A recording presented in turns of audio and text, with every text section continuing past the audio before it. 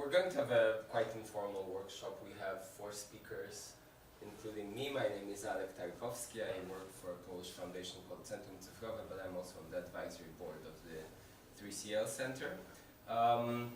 We will, if all goes well, we'll have enough time both for the presentations and some, not just questions, but conversation around them. We will be finishing in about an hour. So, first up is Märt. Märt. Aro. I don't pronounce R, which makes pronouncing your name a bit of a challenge, so apologies for that. And you're the founder of Dream Apply Estonia, but you also work for the Nordic EdTech Forum. You'll probably say a bit more about that. The floor is yours. All right, thanks. So hello everybody. My name is Märt. I'm from Estonia, and yeah, I'm from the future. Because we have 99% of government of services online. Doing taxes takes about 3 minutes. Establishing a company 20 minutes. Voting for parliament you can do online. Internet is considered a human right, and you can become an e-resident, or you can even get the startup visa to enjoy all of these beautiful possibilities. Probably should come this way. And this is like a must-have introduction for Estonia. So the country implemented blockchain before the name blockchain was implemented. And so it's been playing with the technology for about 10 years. Indeed, because of Russian attack against Estonia in 2007. So the country needed some kind of a solid infrastructure to manage the data securely of its citizens. And it was the first country in the world to implement blockchain on the national level. So, and the technology that is used is guard times KSI. So it's a private technology. It's an Estonian company developing it. Today it's quite widespread. There is half of the ministries are already using some areas of blockchain. And it's also available as a service, so when you want to use Estonian technology, then you can just attach your system to the X-Road, which is kind of a secure information exchange layer. In Estonia, I think this is one of the coolest innovations that we actually made in developing IT. And so instead of having really huge data centers for the country, usually the data centers are quite small, and they're just linked with each other over a secure information exchange layer. I promise I'll try to be less technical from now forward. So why I'm here is that I have a small dream to enable access to high quality education to everybody globally. And I've had this dream for quite a while now, it's 14 years. And during this time I've established 3 non-for-profits and 4 kind of normal companies to fulfill this mission. The largest company so far is Dream Apply. This is the market leader now in Europe in student admissions management software. Has more than 200 universities across 30 countries using it. And just to look at one example, so this is Music Academies Association's project that is running on our platform. And I just wanted to show just the sheer amount of institutions that are connected to this project. So this was launched about a year ago, a little bit more than a year ago, and it does actually have University of Malta also joined this project. It's a student exchange management platform enabling universities to more easily send students to go to study abroad, and also enabling them to receive students. And yeah, more than 500 institutions are connected to this system. And why I wanted to bring this as an example is that we have done a small blockchain effort as well. So one of the big issues in sending students to go to study abroad for a semester or for a year is that you need a trilateral agreement between the sending, receiving university and the student. And it's been a massive headache so far because these agreements also need to be changed many times usually. And so what we did was, well, sitting down with the customers and they were explaining, okay, we need this tool to do this and this and this. So it's a very simple online agreement generation tool that, and I don't have my access here, but I will just try with the random. Okay. So You can guess. Password. It will be too time consuming. Basically, it allows you to fill in the agreement online and sign it also online. And we're using blockchain to show who has actually signed the agreement and when. So it's it's a very simple implication of blockchain there. And yeah, now it's also working for almost a year. Then, but for 14 years I've been active in developing education, but I was always thinking, okay, how can we achieve a bigger impact? And what I noticed during these 14 years of working with trying to deliver better education to kids was that there is a lot of really nice people developing very good stuff for schools. And what I noticed then was that most of these things that are made are never reaching out to the students.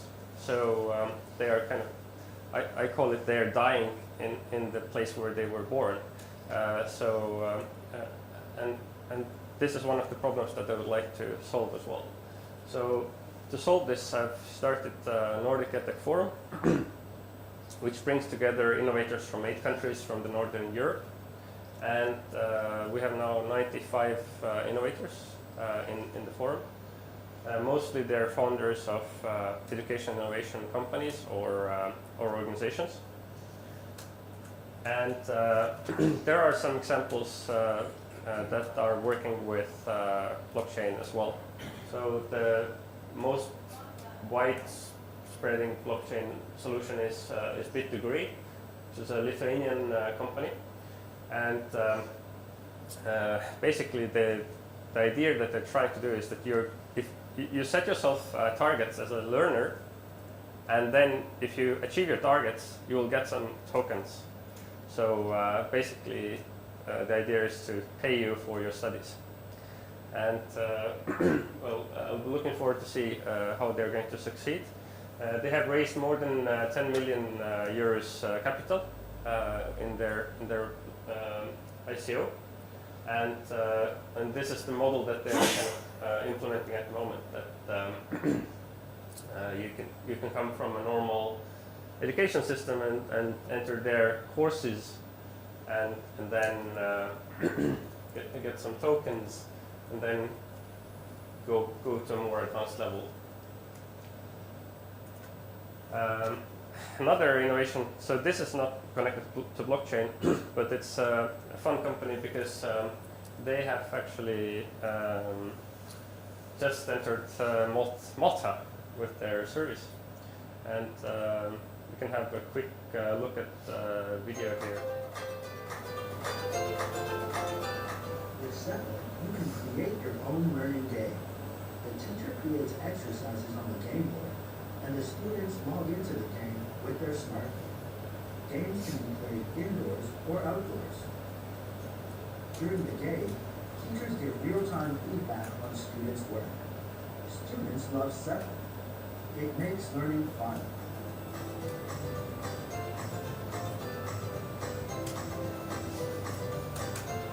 Settle goes to London. come meet us at the pet show in January. Yeah. We'll be waiting for you. So just quick introduction of a few technologies that the innovators are working with. This is another solution which is an app for chemistry learning. So you can do chemical experiments in an AR based environment.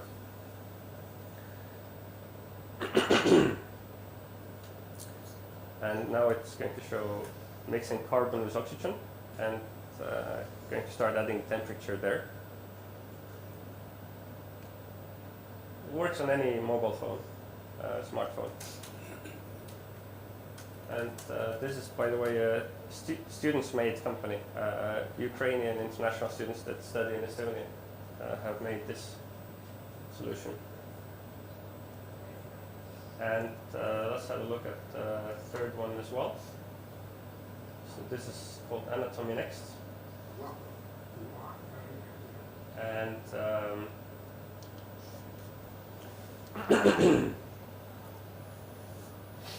it's an anatomy learning tool.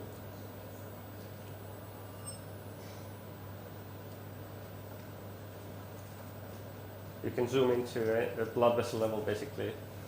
And yeah, I mean, you tell me, do you feel that if you would have this kind of tools when you were in 7th grade learning human biology, would it have been more fun?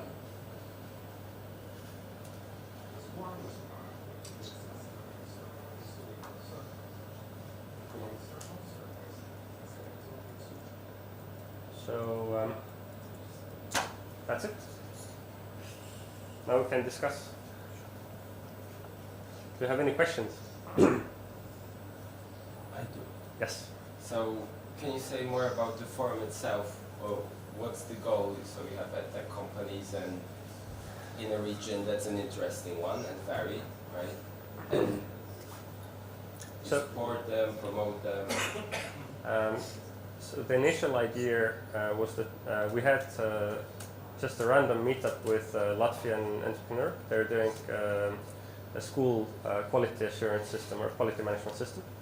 And so we were eating pizza in a Helsinki restaurant and had a random chat for an hour or so. And after this, we felt that it gave us so much added value that we said that we have to start a club. Because the innovators in education have a lot of similar pain points. And so it's like inventing the bicycle all over again for each of the innovators.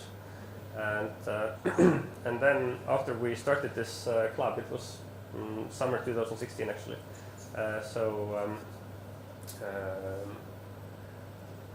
So yeah, people have started gathering, and now we have started to look at more things, what needs to be done to actually help the innovators thrive. And there is a massive amount of work to be done in the ecosystem. So the ecosystem today isn't able to support the innovators. One of the things that I'm doing is also going to conferences like this one and explaining to people, I mean, usually government officials, like what's the benefit of innovation in education, and I can prove that it's possible to improve the quality of education about tenfold quite easily, and at the same time decreasing the cost of education. And also it's important to explain to the governments what are startups, what's the benefit of having startups, because there is a lot of misunderstanding regarding startups. And for example, the most weird explanation of a startup, what I've heard from a government official, was that a startup is a company that is less than 3 years old and that has less than 5 employees.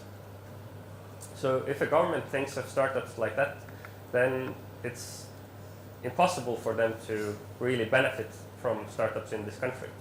But unfortunately, education is a government-run business. So we in this case need to teach the governments what is the startup.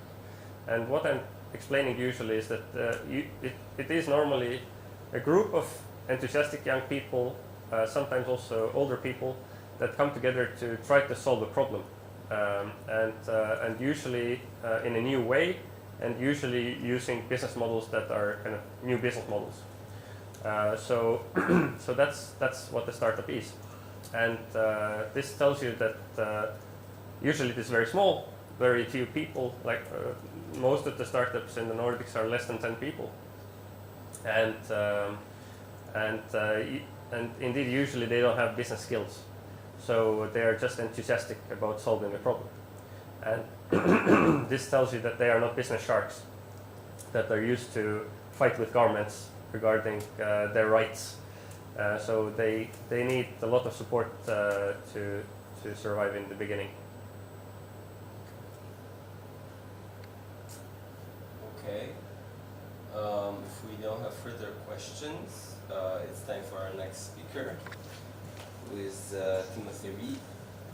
Timothy, you need to grab the wireless mic that Märt is Sorry, has attached unplug to me. himself, so we just need to wait a second and Look at the please get your slides. Alek, you can talk about some joke now from Holland. I'm thinking about it. I can tell a joke actually. Okay. So Estonians are okay to talk, make jokes about themselves, not like other nations, or unlike other nations.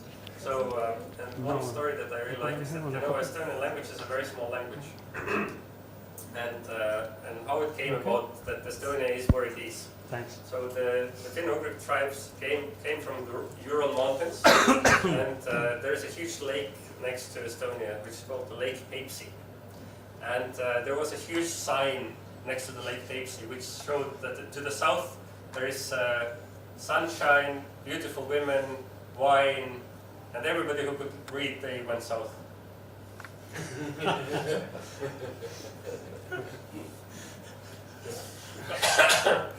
Okay. Just I hope I don't have to give we a need joke a at the end second of the talk. to cool down. And Timothy, the floor is yours. Thank you very much. If you don't mind, I'm just going to stay sat down. I can see the computer easier that way. Okay, And so sorry, as you noticed, I didn't introduce you, but also maybe you can say a few words about yourself. well, my bio's in the on the website, so if you're really interested, you can look there. But I'm going to say a bit about my institution anyway in this project. I wanted to talk about an aspect of an Erasmus Plus project we've got, applying the use of MOOCs to refugees and migrants, specifically the aspect of recognition in the sense of recognition of previous learning, certification in the sense of certifying current learning, and accreditation in the sense of actually allowing these certificates to be used as part of formal learning activities at a given institution. So this particular project, as I say, it's an Erasmus Plus K2 project, started in 2016. We're finishing next year, so we're heavy into the development phase of this work at the moment. And you can see the list of partners on the left-hand side of the screen. Now there are a lot of initiatives around using MOOCs and non-formal education to help refugees and migrants. Our particular focus is on linguistic skills and employability skills, because if you think about the particular flow of refugees from the MENA area, the Middle East, North African area, you've got a complete heterogeneous set of skills that people have coming over. And some people might be particularly well formed. For example, they might be engineers, doctors, whatever, but they just don't have the language skills to be able to apply that knowledge in the target language in the countries they're reaching. And on the other hand, the bottom line really is social inclusion is a step towards employment, so we're trying to work on employability and entrepreneurial skills.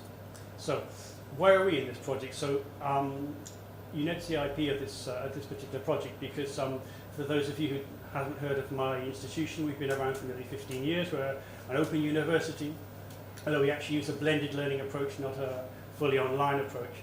And during that time, we've done a lot of work on open distance learning, open educational resources and practices, lifelong learning, non-formal and informal learning.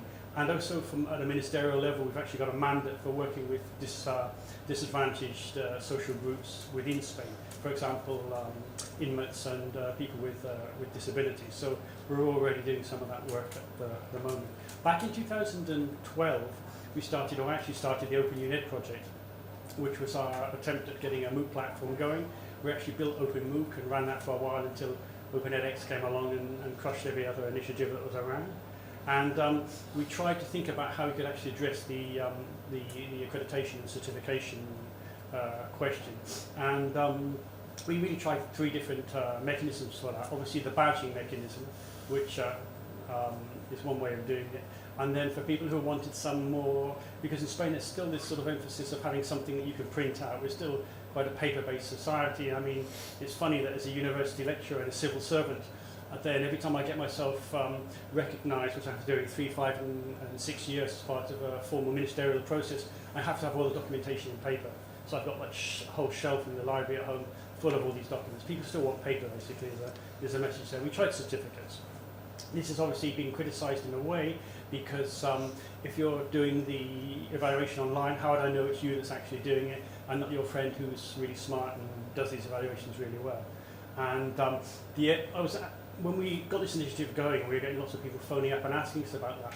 My answer to people at the time was that the certificate wasn't intended to get you a job. It was intended to get you an interview, because as anybody knows, when you're in the interview process, you can't bluff for more than a couple of minutes. You either know your stuff or you don't know your stuff. And then finally we had Credentials, which for us, since we're a blended learning institution with over 60 local study centres, we were giving people the opportunity to go along and do the same online tests in the study centres, where they actually have to show some kind of proof of identity. We'll do it in more formal certificates. And if we roll forward in time now, it's now 2018, we're 6 years down the line, and I think things are a little sadder now in at a national level in Spain than they were at the time, because of course when the MOOC boom hit Spain in 2012 or 13, there was a lot of free certification, free courses around, and I think at a national level certainly we're seeing that this is beginning to dry up. Now certification is not free, and it's got costs associated with it, and that has implications for socially marginalised groups who are not necessarily in a position to be able to assume the costs. So let's think about some contextual factors for refugees. One of the things we did with complete humility when we started this project was to contact all the refugee support groups in Spain, NGOs, foundations, people who are already working with this social community, and actually get them. We got quite a lot of them, more than 20 are actually in and around Madrid, to come in and sit down with us and talk to us. And over time we built up an understanding of their actual social cultural context, because this is really quite important for when we think about how we actually develop the courses, how we scaffold this learning process. You cannot produce a MOOC for this particular social group in the same way as you would for other social groups. I can talk about this later, but it's not the particular point of this conversation, so I won't go in it anymore. So what we actually found for them was this difficulty of actually getting their previous learning actually recognised. So what we were actually trying to do was to get the courses that they're doing with us actually certified by us in the courses, which is actually low-hanging fruit. That's really quite easy to do, to be recognised by the university, accredited if you like, and then go for the cross-institution accreditation model. So let's give you a couple of scenarios to get into this. Now, in some of our partners, this is just actually not really possible. If you like, the MOOC culture has not been accepted in some countries, and it's actually very difficult for them to actually get their university to even discuss this. In others, it was in another partner's case, it's possible for the university to accept their own courses, but not external courses. So the idea of being able to build up a portfolio of learning was a no-no right from the beginning. But I'm going to talk about a couple of examples where things were a lot more possible.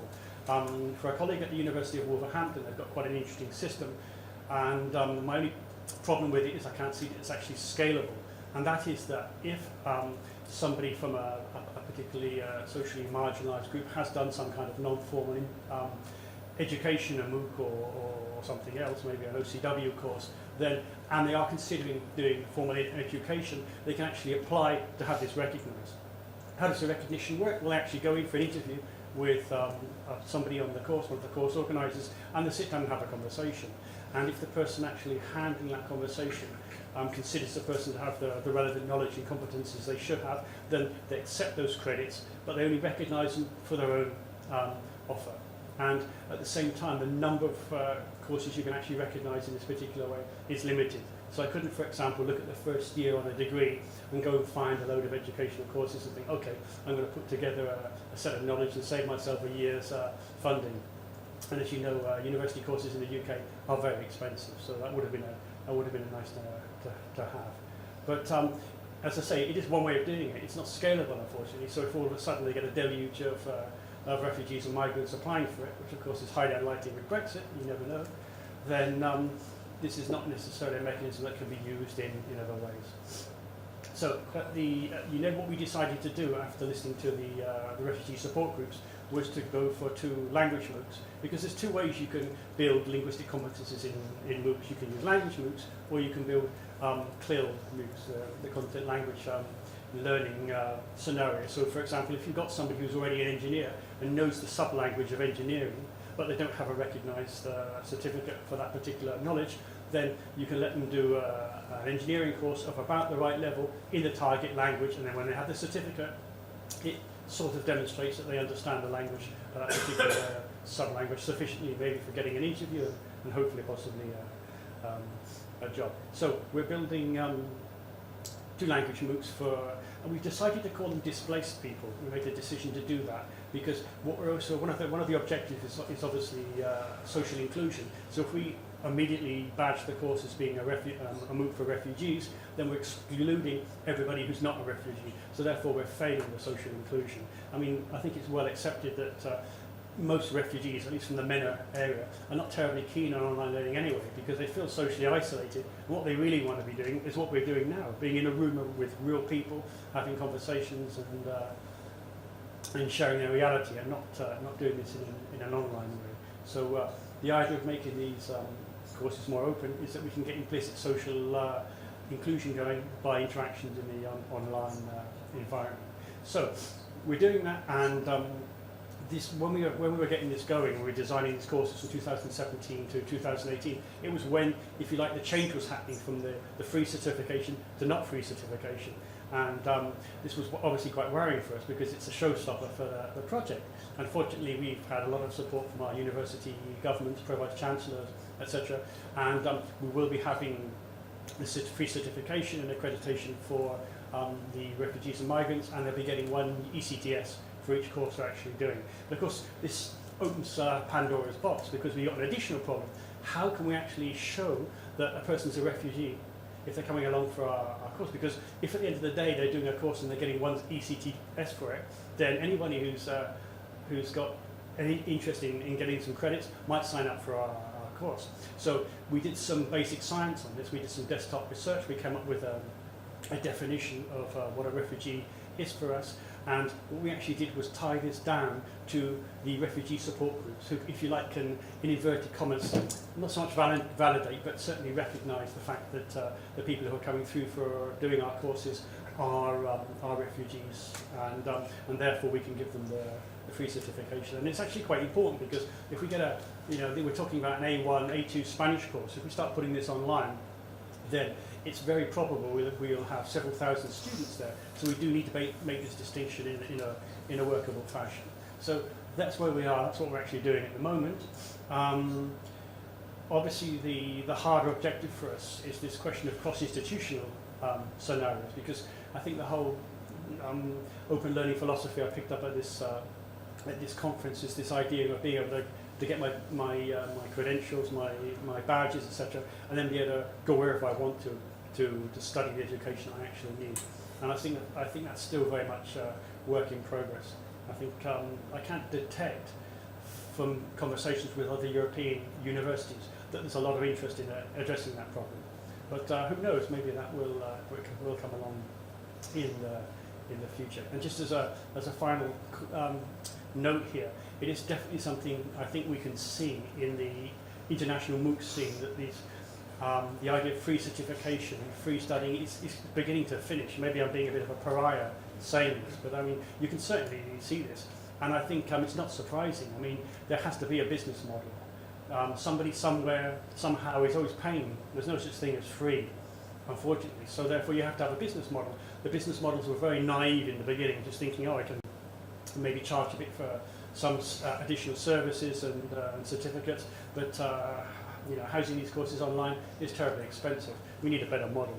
I think if we look at the sorts of solutions that the big players like Future Learning, Coursera are actually doing to maybe syndicate content, have subscription models, and different kinds of grouping of MOOCs, that might be one way of doing this. But otherwise, if we can't have an equal playing field for everybody in this particular area, then I would argue for the fact we would need to differentiate between the socially marginalised groups at a national, international level, and then maybe that's where blockchain can come in with the identification of people, because this is another big issue. I don't think we've really touched on that, because a lot of people have had to flee from their countries in quite difficult and quite illegal circumstances. They're not exactly very keen on having publicly open forums where they can be identified.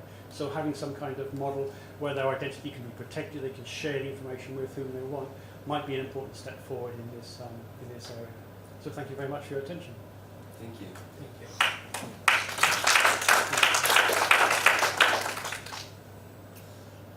Any questions? I have a question also. I'd like to share the experience. I represent the local unique area of Malta. They're basically the entity that does a recognition of qualifications.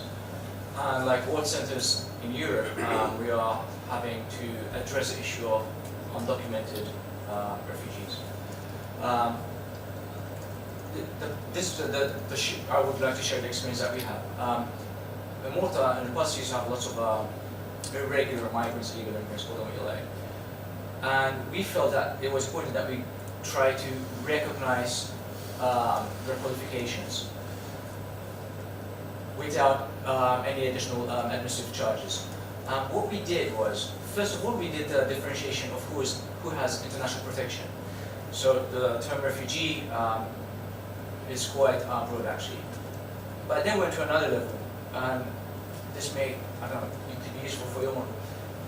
We also noted that not all refugees require financial assistance. Some refugees are actually well off.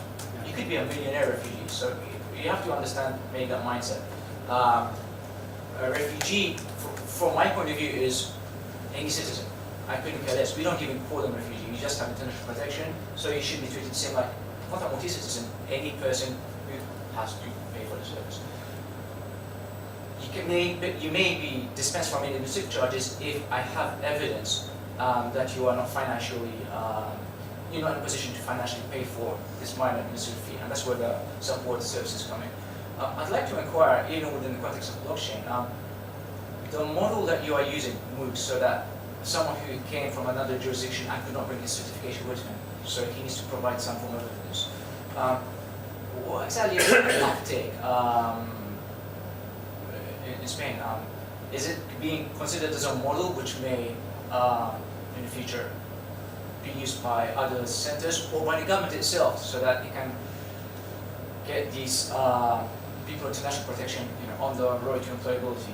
Because I have a challenge myself, and most other countries as well, of how to kind of get these undocumented people have their experience and past education in some form validated, recognized. We need to put a paper to what they're alleging to have. I think that's a very interesting question and a reflection. One of the outputs of the project is a best practice document intended for policymakers and at international and national level, and we're also in the process of engaging with authorities at the different international, national, institutional, or local governmental regions to see how this could be a possibility. Because I think there's two fundamental problems with the whole issue. The first one is this. I mean, how can you, if you're not going to go through the whole examination process again, how can you actually really certify that someone's actually qualified for doing something? And I think it really depends on what they're claiming to be able to do. Because, for example, if it's something in the private sector, maybe engineering, architecture, whatever, then, as I said before, it's good enough to get them an interview. With an interview in 5 minutes, you can tell. If it's maybe medicine or dentistry, I'd be a lot more reluctant, because somebody could say they're a dentist, maybe they were a nurse in their own country, they control the sub-language, have the skills, but would you want them, actually being a dentist in your country? So, you just need to get the ball rolling to get them started in this process. The other problem is that I think a lot of the doorways into Europe are beginning to be closed. I think the willingness that was around several years ago is not around anymore. I mean, you can tell with the upsurge of the right wing in Europe that people don't necessarily want refugees to actually be here and competing for jobs and other things. So we need to be more creative with the kinds of solutions we're providing them. So if somehow we can help them to develop the linguistic skills and the competencies to access the knowledge economy online and from other areas, then they can begin to start to generate revenue, begin to earn some money, and get stable bases, and from there have a better quality of life. And so we're not necessarily talking about specific real social inclusion, if you like, more of a kind of virtual social inclusion, which I fully accept is not ideal, but maybe to start with is all we have to offer. If I may, at least for my work, actually, in practice, I make a distinction from those people with international protection who are highly qualified, highly skilled, and those which have basic skills. And you mentioned, for example, someone, a doctor. If someone comes from a conflict area and says he's a doctor, I don't even bother going into looking into qualifications. I directly to the medical council. As you said, in simple terms, 5 minutes talking with a supposed heart surgeon, you'll immediately know if he's for real or not. And then to enter the profession, which is regulated at EU level, he has to comply with those requirements, not just in Malta. The same entry requirements you will find across Europe. So that is actually, there is a pathway for that form of employment. And maybe blockchain could help there, but then that would have to be on the international level, because if you're a doctor, for example, in Syria, and the hash has gone out, on the World Wide Web, wherever he goes, we can verify that he was a doctor once. The problem is if you're a migrant and having very basic qualifications or skill set, on the European qualifications framework, maybe you'd be at level 3, level 4, or even less. A painter, a plasterer.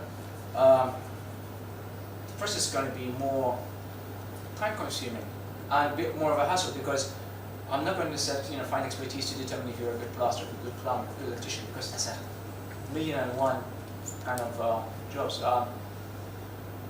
But I'm making this point because I would differentiate refugees who have high skills and low skills. The high skills are not really a problem, because you can pinpoint immediately what they are by asking pertinent direct questions. It's the ones who probably a MOOC would be ideal for them, which I'm trying to work out an effective way of how we can determine what they are, give them a piece of paper for the interview. I think you're completely right. Very quickly. In fact, while you take the microphone off, I can answer. I think the key thing as well is that there are psychological aspects that are actually included in dealing with them, because we talk about this in a really calm way, because we're sat here in lovely conditions having this conversation. But for them, they've gone through really stressful circumstances.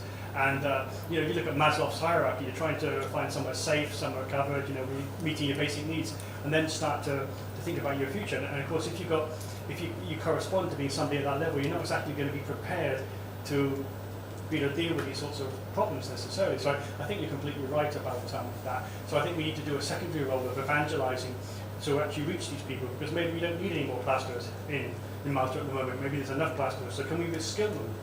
Can we train them, make them more useful? Yeah, I quite agree. It's tricky. I'd like to carry on talking about it. Yes, we need to switch topics now. Next up is Davide Bernardis. Davide is an activist from Berlin. And please do continue a clearly interesting but quite detailed conversation during lunch. Let me find. Do you have slides? No? Okay, good.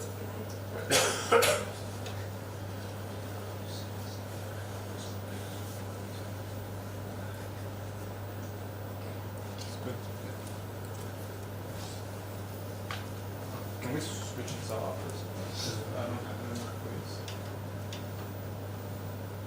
Thank you. Also, I have a little bit of psychedelic background in the sense that I come from the media industry. I worked for companies like Vice Media and MTV for quite a while.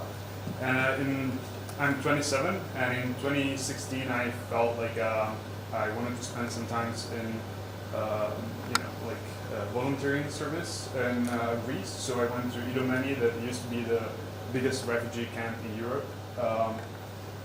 and that like had about like 60,000 people at a time, and I went there like just with no expectations, and I found that one huge problem was the problem of connectivity and how like basically the UNHCR and many agencies weren't able to face the challenges that that kind of situation presented us with. So I started basically just like reaching out to people all over the world, researchers, innovators, trying to find a way to starting a project that would help to solve these issues, or not solving them, at least to tackle them.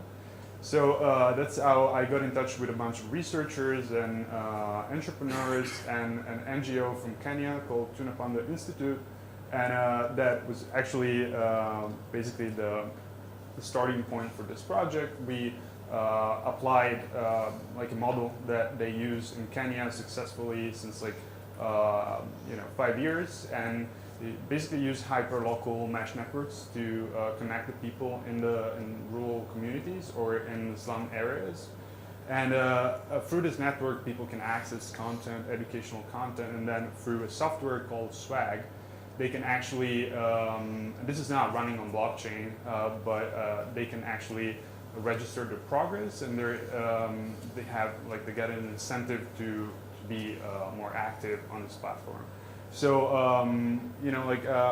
at the end of the day, I think that one big problem with blockchain and this kind of technology in general is an issue of credibility. So the fact that we talk about decentralized systems and bottom-up approaches, but I think that everyone here is pretty white, and I think that in general the marginalized communities are usually excluded from the discussion. That I think it's a huge deal. So I mean, from my experience, having this this Kenyan NGO working to affect the situation of the refugee camps in Europe was really enlightening, and I thought it was really successful and empowering experience, both for me but also for the people that were involved in the project.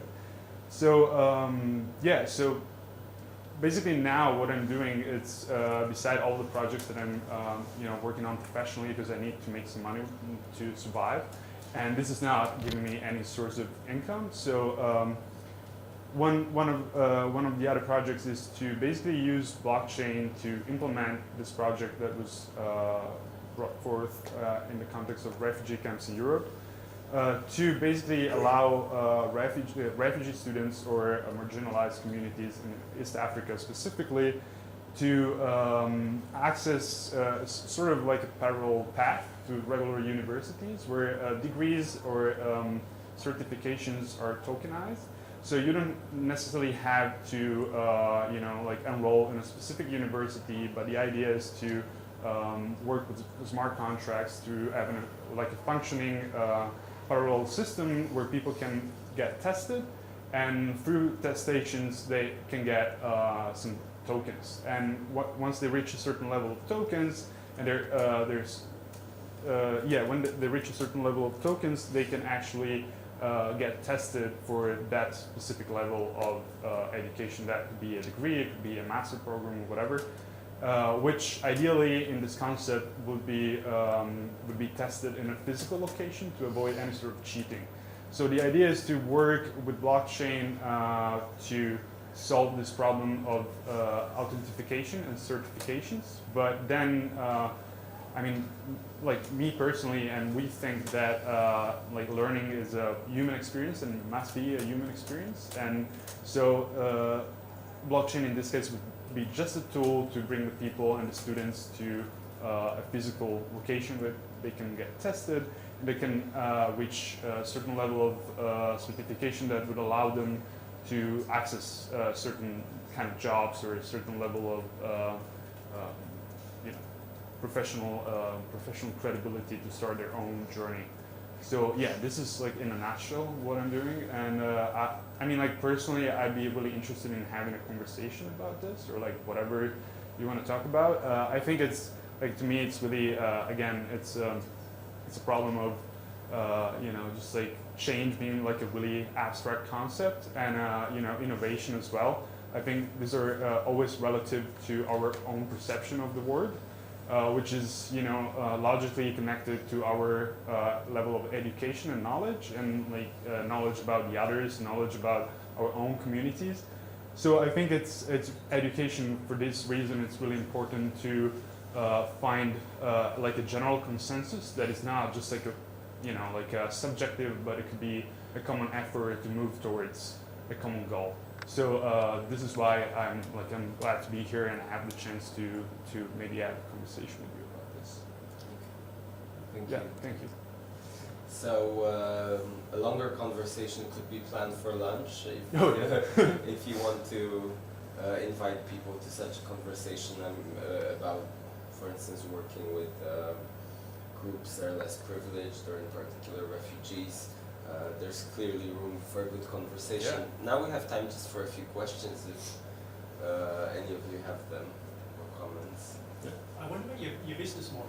I mean, because if you're talking about marginalised groups, people in refugee groups, camps, they're not going to necessarily have the money to pay for this. So who's funding it? Yeah, well, it's now funded by anyone. There's no business model, so it's like it's a huge problem in this case, because there's no interest by universities to fund this, and there's no interest by NGOs necessarily, because they have to stick to a certain agenda. And for me personally, this is also something I was hearing about yesterday, about the problem of getting into a master's program, or getting into a PhD without having like a BA or whatever. Like personally, I'm a college dropout, so I got offered a PhD a few years ago to like work in this project, but then when they found out that I didn't have like a certain level of education, it just got cut off. So I think this is like an open question for me. Like we're trying to find a way to make this happen. Like also there is a problem with EU calls, because they have to be like somehow located in the EU. So East Africa, in the case that I've been working on, other marginalized communities in that area are not possible to reach with that kind of funding. So it's kind of a tricky deal. Yeah. That's very interesting. I haven't understood clearly the location where you are working. Are you working for camps which are within the EU, or for example also at the place of, I forgot what the legal term is. For example, you mentioned East Africa, also camps. Yeah, I mean, I just came back from Nairobi. I spent like a month there in Kibera, which is like Africa's biggest slum, and where this NGO is located. And basically, the idea is to work on a scalable approach and a scalable model. So virtually, when you get enough funding to get this thing going, and it's already like there's this software swag that it's already working. So if you just find just like a definable approach and a model that you can export to virtually any kind of slum area around the world, or refugee camp, which is kind of like you deal with the same kind of situations, it would be possible to just scale it. So if the student would have obtained sufficient tokens, so it can submit himself to the exam, the awarding body, would it be a university from the country of origin, or would it be a university within Europe in that case? Sorry, I didn't know. If the person is going to have to sit for the exam, Yeah. who is preparing that? Well, this is not really my concern, in the sense that the idea is to work on a scalable model that could be open source, and every NGO, like a startup, government, like agency, whatever, they could use that and just scale it to its own context. I encourage you to continue the conversation, that's clear. All right, so first of all, I want to say that it's important for me to list these issues in such order. We have a conference that I prefer. I understand why blockchain goes first, and I don't want to go into some linguistic debate, but I really think that this makes a difference. So this thought started for me at an event I attended, organized by Harvard Berkeley Klein Center on Internet and Society with some partners. It was on inclusion and AI, and I found, and there was a speaker there who was an artist and researcher from India called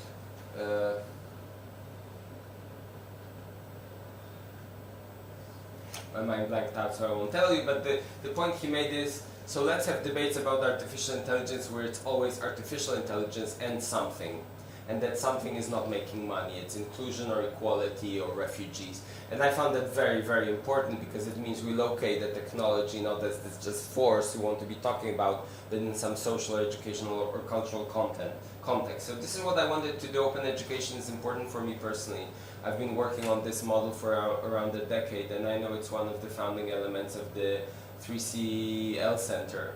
So I think it's important to start with the educational model, a certain educational vision, and show how blockchain fits into it, and in particular how it can enrich it. How many of you know about open education? Not too many.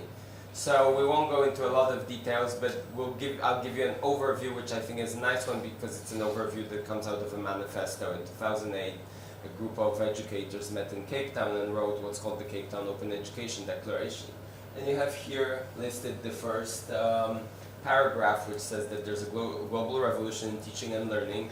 I think that's true today as much as it was in 2008, which is kind of interesting. And educators worldwide, they're developing a vast pool of educational resources on the internet, open and free for all to use. So it's an approach that's very resource focused, and I'll come back to that. I think there's a shift happening around this idea how much resources are important that we should think about. And they're creating a world where each and every person on earth can access and contribute to the sum of all human knowledge. This is, by the way, very close to the vision of Wikipedia. So basically, if you don't know open education, but you understand Wikipedia, kind of try to take those values and think how can they work at a school or a university. This is also very close to open access, if you know anything about research communication and its transformation. And then they say they're also planting the seeds of a new pedagogy where educators and learners create, shape, and evolve knowledge together, deepening their skills and understanding as they go. And I made that last part in bold because I think if we think about this event, this is where we start connecting with the discussion we had. So open education is a model that has very much to do with resources. The sort of general vision is that making resources freely available, providing access to them, transforms education. So you can see only at the very end there starts to be talk about that there are skills that can be gained, and I think this is where the whole talk about credentials that we had for the last 2 days comes in. So what I want to show you here is that I think it's a vision that's parallel, it's not the same vision. And it's interesting for me to look at the idea of blockchain credentials in this broader perspective, because we have been talking a lot about making sure people have credentials, being autonomous in presenting them. This is clearly important. This is clearly important in current EU skills strategies. But we had not too much discussion about the substance of these credentials, you know. So if we're transforming education, if we're trying to move out of some old models, be alongside visions where this is relatively traditional education, getting people to have credentials, get certified in new ways. This is how I see, for instance, the block certs model, and it's implemented in top American universities or in educational systems like Malta. I think the question is, what are the new models? And there's been a lot of discussion about education beyond these institutions. So this idea of open education is around 10 years old. We celebrated the anniversary of the Cape Town Declaration in the last March, this March. And a group of these activists met again and came up with this idea. They basically wanted to check, does this vision still hold true? As I told you, the sense that there's an education revolution is still true. The underlying values are still important. The mission hasn't been achieved. Though Wikipedia, thankfully, is still among top 10 sites in the world, the only non-commercial one, which is quite spectacular. Though it is also changing, having a lot of discussions and challenges how it needs to adapt, maybe. Some of you are following that. And these people who met charted 10 new directions, marked here with icons, and I want to go through just some of them. So there's one direction that 10 years ago turned out to be the most interesting one, and this was the issue of openness of resources, in particular publicly funded resources, and the resources we have in mind are basically textbooks and other teaching educational resources. Maybe there are lesson scenarios, maybe movies. And I think this is slowly a sight of time that this is what people focus back on. I think it was a time when people got really excited about copyright issues. They saw copyright as a factor that can support or hinder sharing of content, and they were hoping that content will be this catalyst for new education. Over time, and this is I think where a lot of the debates about open education are today, people realize that nothing will happen because of content if people don't change. So we can go back to the talk of Minister Bartolo yesterday morning, humans first. In this case, the theme is open pedagogy. Some people call it open practices. So it's about, so basically, it turned out that you cannot, even if the resources are publicly available, if the textbooks are free, it makes, of course, a difference. For instance, it lets people outside of educational systems learn, or there are very good cases how in the US open textbooks significantly lower costs of college students, which is a very big issue in the US. Not that replicable, for instance, in Europe. We don't have that issue as much. Though in some disciplines we do, like in medicine or law, these are still prohibitive. But the feeling is that if these changes are mainly economic, they're important, but they really don't catalyze any revolution. And thus this idea of open pedagogy. But as the process we went through, called the Cape Town Declaration plus 10 years, shows, really the people believing in this model want to go beyond that and think about several issues which I think bring us closer to the discussions we had around how can blockchain transform education. And the three debates here are about whether education can move beyond the textbook, whether there is education beyond the educational institutions, and what's the importance of data and analytics. This idea of scrolling through a presentation is very strange, you know, it feels like one of these ancient scrolls. There's something nice to it, but mainly it feels very weird. So, so in this, if we paint the picture that way, how does blockchain fit in? We haven't talked at all at this conference. No, it was mentioned by Perrine de Coët-Laurent in her presentation on what goes on in France, that there are actually interesting developments that broadly have to do with copyright and blockchain. And at its most basic, it's an issue of registering copyright status of works on the blockchain, which applies to all sorts of works. Organizations that represent artists in, say, film and music are thinking and doing pretty big project on private blockchains that could more securely store this information. By the way, there's even a strange idea that you could use blockchain to make the digital resources less digital, for instance, by controlling copies, because blockchain in theory is a very good technology to really lower the costs of checking who owns the right and asking them, can I really make a copy? And sort of blockchain control digital resources could really, really strongly be managed. And some people say that digital rights management, if you know what that is, it's a big discussion in copyright world, how that limits certain allowed uses is really could be thought of as some form of a basically, it's not on blockchain obviously, but very easily could be.